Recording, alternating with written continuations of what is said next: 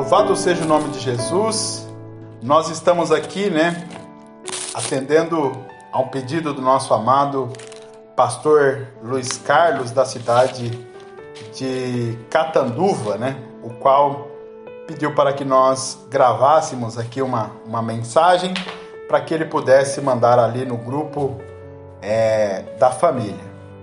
Bem, já quero de antemão, pedir aí perdão aos irmãos, e ouvintes, caso haja alguma falha. A gente não tem o hábito, de fazer gravações. No entanto, eu creio que será uma mensagem muito edificante para a vida de todos aqueles que a ouvirem. Se ainda não cumprimentei, novamente eu quero cumprimentar, com a paz do nosso Senhor e Salvador Jesus, e que todos possam ser edificados com a mensagem da palavra de Deus.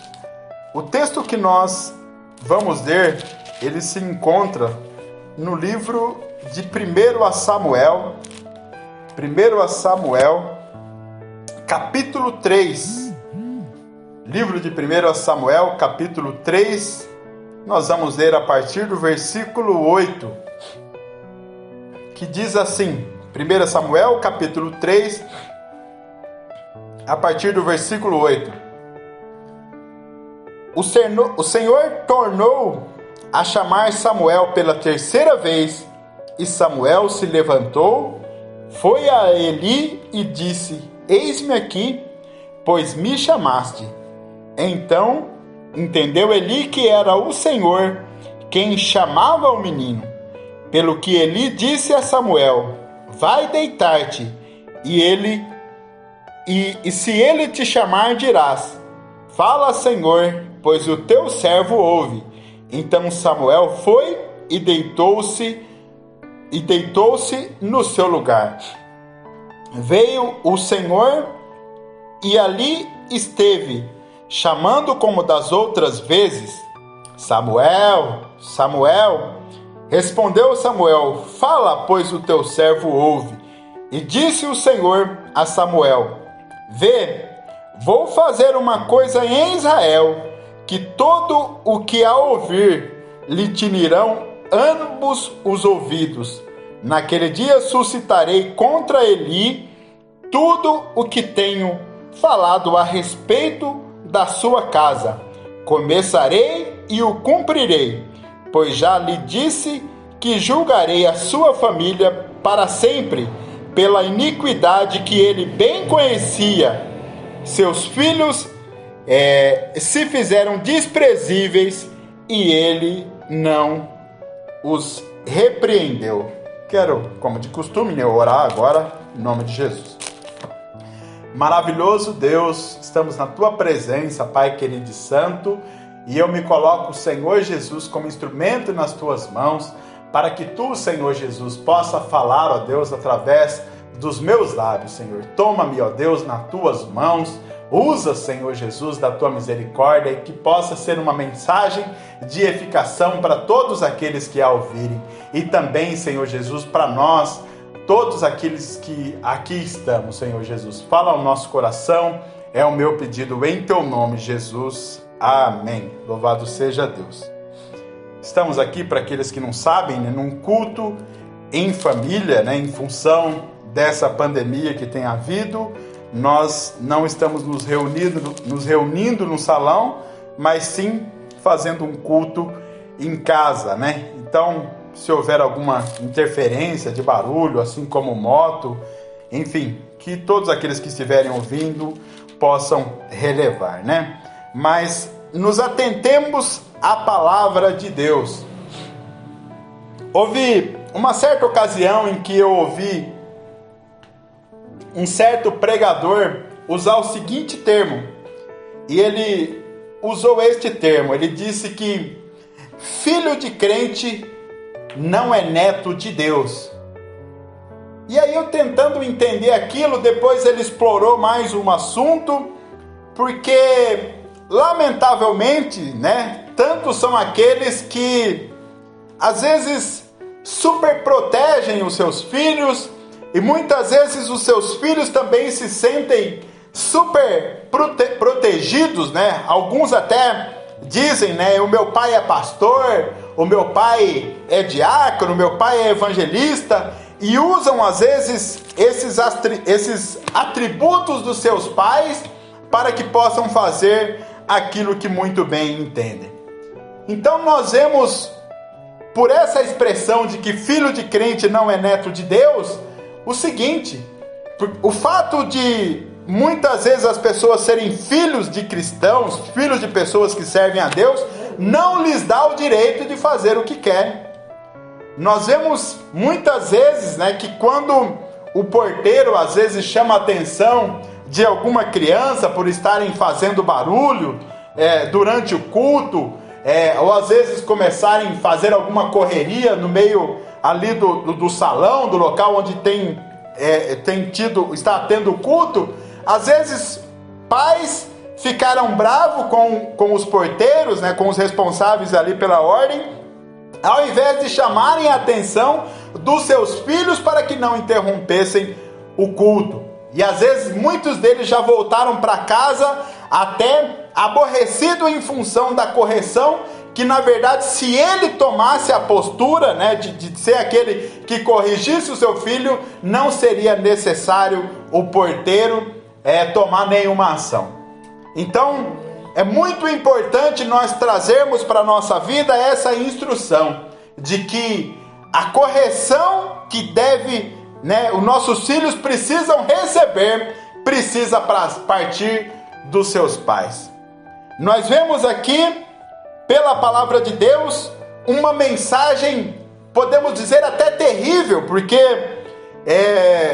Samuel, ele ainda não conhecia a voz do Senhor. E diz a palavra de Deus que por 3 vezes o Senhor chamou ele. Samuel era para aqueles que não sabem, Samuel ele dormia no templo, assim como também Eli dormia no templo. E o Samuel ainda não conhecia a voz do Senhor, e nas 2 primeiras vezes que ele ouviu a voz do Senhor, ele achou que fosse Eli que estivesse chamando ele. E aí, toda vez que ele ouvia a voz do Senhor, ele ia a Eli, e Eli dizia: não fui eu que te chamei, volta a dormir. E diz que pela 3ª vez ouviu Samuel, né, a voz, e ele foi novamente a Eli dizendo: estou aqui. E aí entendeu Eli que se tratava do Senhor chamando, e deu a seguinte instrução a Samuel: quando ouvirdes novamente a voz, diga: fala que o teu servo ouve. Louvado seja o nome de Jesus, né? E diz a palavra de Deus aqui no versículo 10: veio o Senhor e ali esteve chamando como das outras vezes: Samuel, Samuel. Respondeu Samuel: fala, pois o teu servo ouve.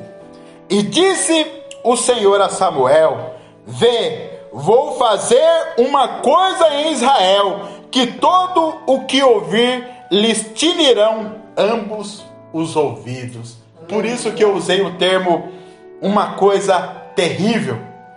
Para aqueles que não sabem, aqui o Senhor está dizendo que ele vai tomar uma ação tremenda contra o povo, que o Senhor vai trazer juízo sobre ali os filhos de Eli e também contra Eli.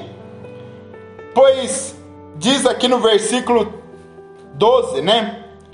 Naquele dia suscitarei contra Eli tudo o que tenho falado a respeito da sua casa, começarei e o cumprirei. Então nós vemos aqui através desse texto que Eli não era ignorante quanto à postura dos seus filhos. Os filhos de Eli eram, pessoas que não respeitavam a ordem. Aqui no capítulo 2, a partir do versículo 12, diz a palavra de Deus, e começa falando sobre os filhos de Eli, e eles são chamados de filhos de Belial. ou seja, filhos do diabo, por conta da sua postura, por conta da sua irreverência com relação àquilo que era santo. Para que vocês não fiquem apenas se perguntando o que faziam os filhos de Eli, vamos ler então o texto, capítulo 2 de 1 Samuel, a partir do versículo 12. Eram os filhos de Eli, filhos de Belial, não conheciam ao Senhor. Olha só, se eles eram filhos de Eli, e Eli sendo sacerdote ali na casa do Senhor, não deveria os seus filhos conhecer? Não deveriam os seus filhos terem um relacionamento com o Senhor, já que o seu pai era sacerdote? Infelizmente, nós vemos isso em muitas famílias, porque muitos são aqueles que servem ao Senhor, que lamentavelmente não têm passado muitas vezes a sua crença aos seus filhos, não têm feito como a palavra de Deus instrui, para que instrua os seus filhos no caminho que se deve andar, e quando ele ficar velho, não se desviará dele. Eu vejo aqui que falta, da parte de Eli um compromisso para com os seus filhos, e ele com certeza não repreendia os seus filhos conforme deveria, e a palavra de Deus nos orienta, fustiga o seu filho com a vara, porque nem por isso ele morrerá. Então a palavra de Deus nos instrui para que nós possamos chamar a atenção de nossos filhos, para que eles possam ter uma postura de verdadeiros cristãos. Eram os filhos de Eli, filhos de Belial, não conheciam ao Senhor. Ora, o costume desses sacerdotes para com o povo era que, oferecendo a alguém um sacrifício, estando-se cozinhado a carne, vinha o moço do sacerdote com um garfo de 3 dentes na mão, enfiava-o na travessa, ou na panela, ou no caldeirão, ou na marmita, e tudo que o garfo tirava, o sacerdote tomava para si. Assim faziam com todos os israelitas que iam a Siló. Antes mesmo de queimarem a gordura, vinha o moço do sacerdote e dizia ao homem que sacrificava: dá essa carne para assar ao sacerdote. Ele não aceitará de ti carne cozida, senão crua. Se lhe respondia o homem: queime-se primeiro a gordura, depois tomarás o que quiseres. Então ele lhe dizia: não has de dá-la agora, senão eu a tomarei à força. Olha só o que estava fazendo aqui os filhos de Eli, sendo também considerados filhos do diabo ou filhos de Belial.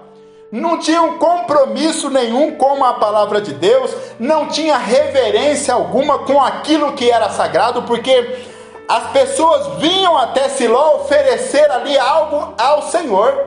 Não era proibido que eles comessem, mas eles primeiro tinham que deixar queimar a gordura. Primeiro era necessário haver a oferta para o Senhor, e depois eles, sendo sacerdote, tirariam a parte que lhes competiam. Mas o que eles faziam? No momento ali que estava sendo feita a oferta, eles enfiavam o garfo ali de 3 dentes e pegavam a carne crua, antes de passar pelo processo da queima da gordura.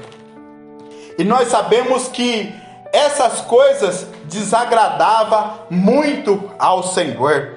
Essas coisas faziam com que o coração do nosso Senhor ficasse triste, porque ele olhava para aquela ação, alguém não respeitando as coisas sagradas, e muito ainda pior, o seu pai não chamava atenção, o seu pai não agia com a postura que deveria ter como sacerdote, vendo os seus filhos fazendo bagunça na casa do Senhor e não tinha a postura devida.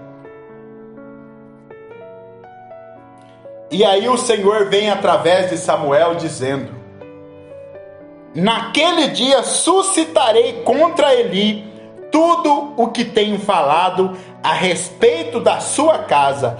Começarei e o cumprirei. pois já lhe disse que julgarei a sua família para sempre pela iniquidade que ele bem conhecia. Seus filhos se fizeram desprezíveis e ele não os repreendeu. O que faltou aqui? Repreensão. Faltou chamar a atenção. Olha só, né? O que Eli deveria fazer? Chamar a atenção. Vocês não podem fazer isso. Se trata de algo sagrado, se trata de algo que está sendo oferecido ao Senhor. Nós teremos a nossa parte, mas primeiro precisamos ofertar ao Senhor. Quantos são aqueles que não têm feito, né, o que querem na casa do Senhor e não têm tido a repreensão devida? Por acaso nós super protegermos os nossos filhos, estaríamos nós livrando a sua alma do inferno? A certeza que nós temos é que não estaremos nós livrando a sua alma. Muito pelo contrário, nós estaremos condenando. E a palavra de Deus nos orienta: fustiga o seu filho com a vara, nem por isso ele morrerá. É claro que ninguém está dizendo aqui que nós devemos ficar espancando nossos filhos, né? E aqui nós vemos que se tratava de pessoas que não eram mais crianças. Ou seja, adiantaria ele pegar uma vara naquela idade e bater ele nos seus filhos? Não sei se adiantaria, mas eu acredito que se tivesse feito isso quando eles eram criança, né, e faziam coisa errada, eles não chegariam naquele momento fazendo o que queriam. Mas uma coisa Eli poderia fazer: olha só, vocês não participarão mais desse processo de oferta, vocês não estarão mais aqui porque vocês não respeitam as coisas do Senhor. Poderia destituir eles, né, como sacerdote, e assim eles não pecariam contra o Senhor. Eli tinha a postura e poderia fazer isso, mas Eli simplesmente deixou as coisas irem acontecendo, e por isso veio algo terrível contra o povo de Israel, veio algo terrível contra a família de Eli, porque Deus não deixa escarnecer, diz na sua palavra, né? Deus não se deixa escarnecer, porque aquilo que o homem plantar, certamente ceifará. Então vinha uma semeadura ali de muitos anos, alguém achando que o Senhor não se importava mais, que poderia ser a bagunça que quisesse, que ele não traria vingança, que ele, né, não tomaria juízo. Mas ele está dizendo aqui que julgaria a causa, e quando alguém a ouvisse, né, ouvisse sobre esse julgamento, lhes tiniria ambos os ouvidos, ou seja, as pessoas ficariam perplexas. Hoje nós vemos, né, que esse texto é muito citado, o momento em que a arca do Senhor é tirada do meio do povo de Deus, né? E foi-se a glória de Deus. Ambos os filhos de Eli morreram, e veio o povo, vieram os filisteus contra Israel e levou a arca de Deus.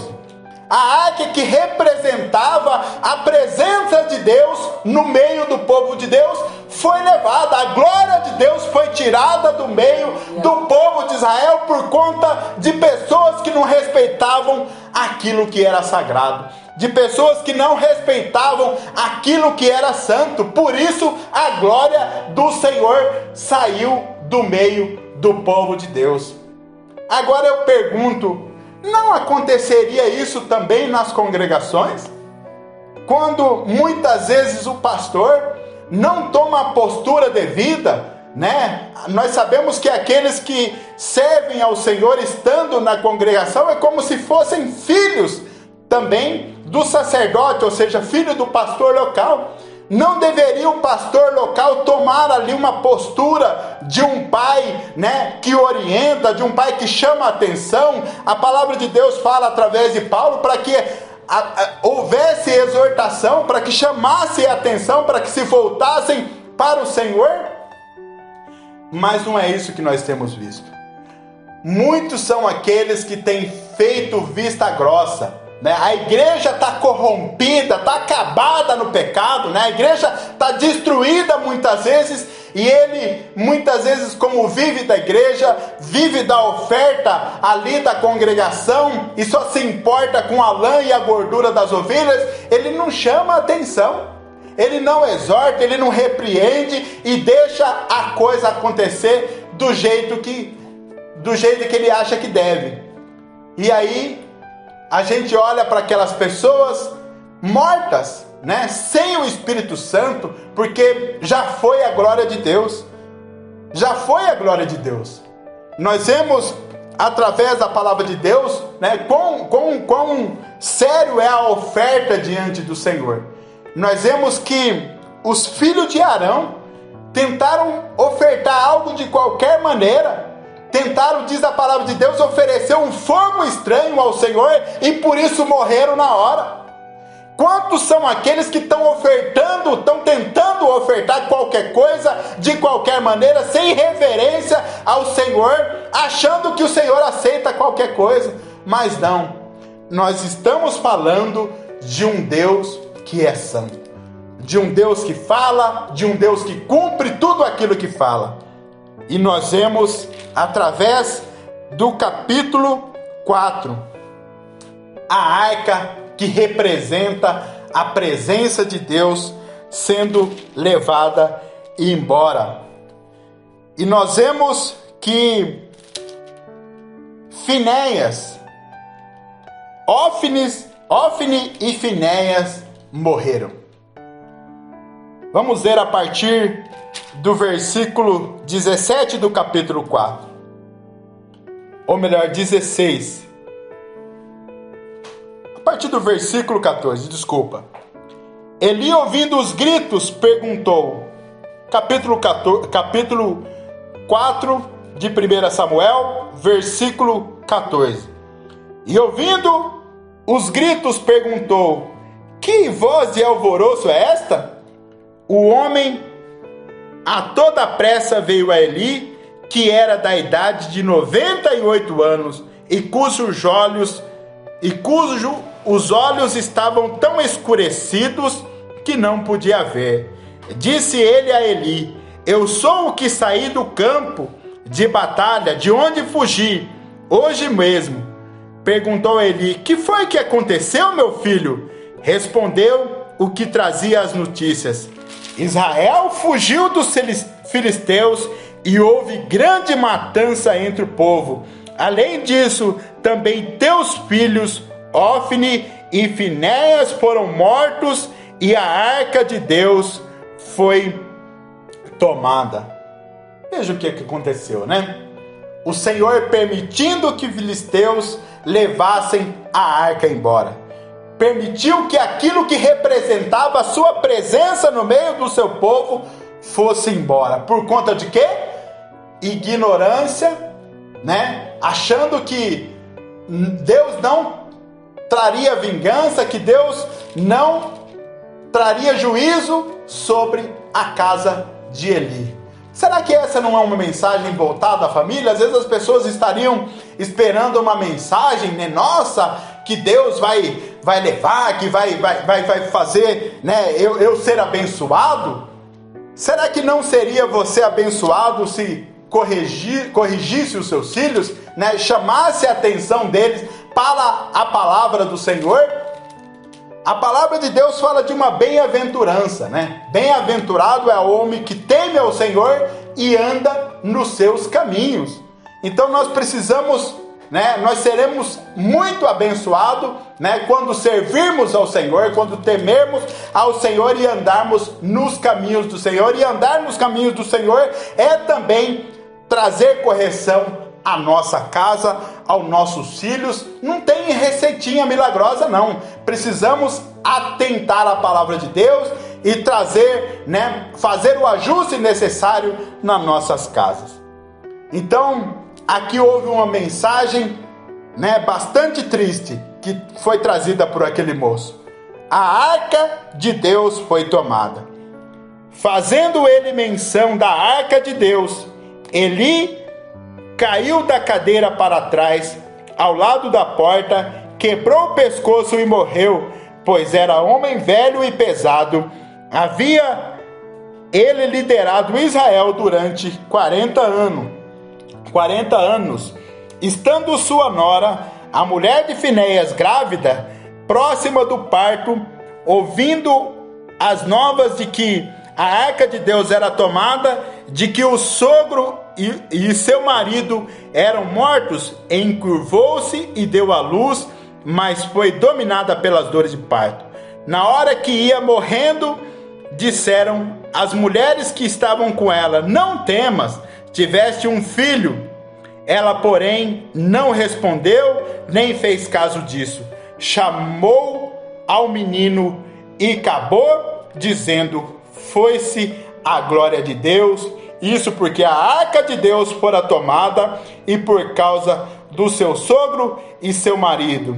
Disse ela: foi-se a glória de Deus, pois foi tomada a arca de Deus. Nós vemos aqui que a falta de postura daqueles que deveriam temer o Senhor, ou daqueles que dizem que temem ao Senhor, a falta de uma postura correta traz os seus prejuízos. A falta de postura da parte de Eli fez com que a sua família fosse corrigida. Ele perdeu os seus 2 filhos, que também foram considerados filhos de Belial por conta da falta de reverência com as coisas de Deus. Perdeu a sua própria vida e trouxe também um prejuízo à nação de Israel, porque a arca de Deus foi levada, a glória de Deus se foi. Que nós possamos aprender com essa palavra, corrigirmos enquanto temos tempo e lembrar que filhos de crente não é neto de Deus. Os filhos de crente ou filhos de cristão, de cristãos, precisam ser corrigidos, independente da idade, se seja moço, se seja criança, se seja até adulto. Precisa também ser exortado para que não tragam prejuízo ao povo de Deus. E é claro que alguém que não é repreendido quando deve, ele traz prejuízo, não é só para a casa de Deus, não, para a própria casa onde ele mora.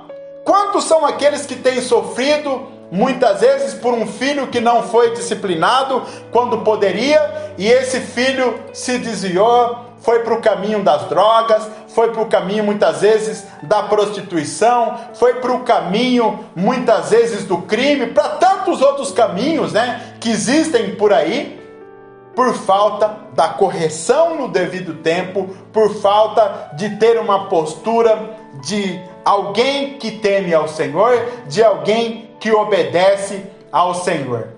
Existe uma história, de um filho que ele se tornou criminoso em função das coisas da vida e com certeza pela falta de correção, e conta-se que esse filho, no dia do julgamento, ele, quando recebeu o julgamento de que ficaria preso por um certo tempo, conta a história que a sua mãe foi e o abraçou, ali se despedindo do filho que seria preso, e conta a história que esse filho deu uma mordida na bochecha da sua mãe, tão forte a ponto de arrancar um pedaço, e ele falou o seguinte: se a senhora tivesse me corrigido quando eu era criança, eu não teria chegado nessa situação, eu não estaria indo preso nesse momento.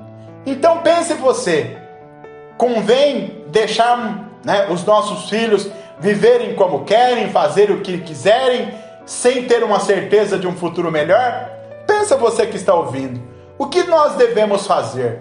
A palavra de Deus orienta para que nós possamos falar do Senhor, assentado à mesa, na cama, durante o caminho. Precisamos, fazer menção do nome de Jesus em todo o tempo. Nós sabemos que Jesus é a solução para a família, nós sabemos que Jesus é a solução para o mundo. Agora, até quando ficaremos com as nossas bocas fechadas, Às vezes nós achamos, né, que o fato de nós sermos cristãos, não precisamos falar de Cristo para os nossos filhos, não precisamos estimulá-los a ler a palavra de Deus, não precisamos chamar a atenção deles para a palavra de Deus. E isso é um engano tremendo, né?